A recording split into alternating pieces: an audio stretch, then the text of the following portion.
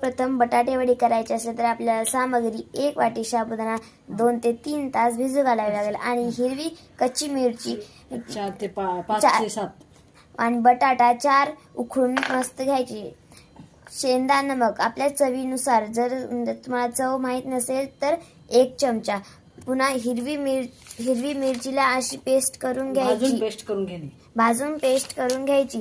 मग असं त्याचा मिक्स बटाटा आणि साबुदाणा आणि बटाटा मिक्स करायचं. मिक्स केलं की असे त्यांच्या वडा तयार करून घ्यायचे. मग मस्त असं तेल टाकायचं, कढई गरम करायची आणि त्याच्यात तेल हळूहळू टाकायचं.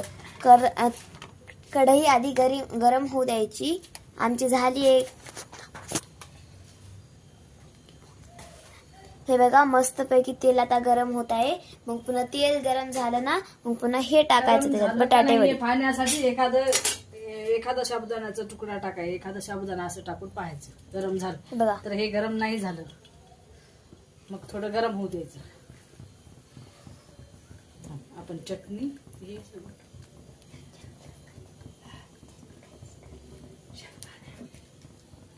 मग पुन्हा इकडे आपल्याला करायचंय शेंगदाण्याची चटणी.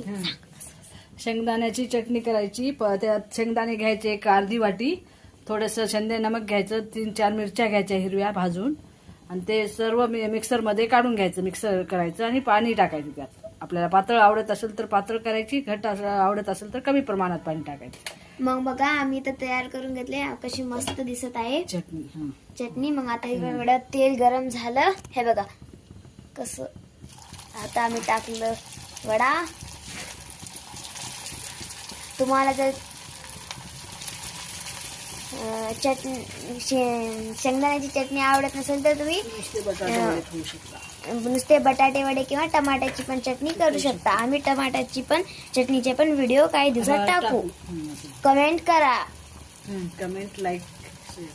आणि लाईक अँड सबस्क्राईब करा.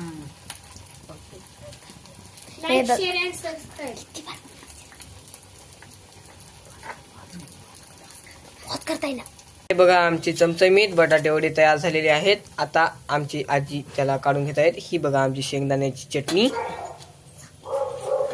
आजीच्या हाताने खूप चांगली चव आहे. तुम्ही पण आमचं बघून करा, तुमच्या पण हाताला चांगली चव येईल.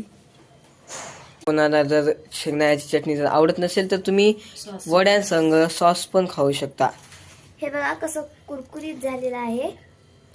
आवाज येतोय. चटणी तोंड दाखव नका.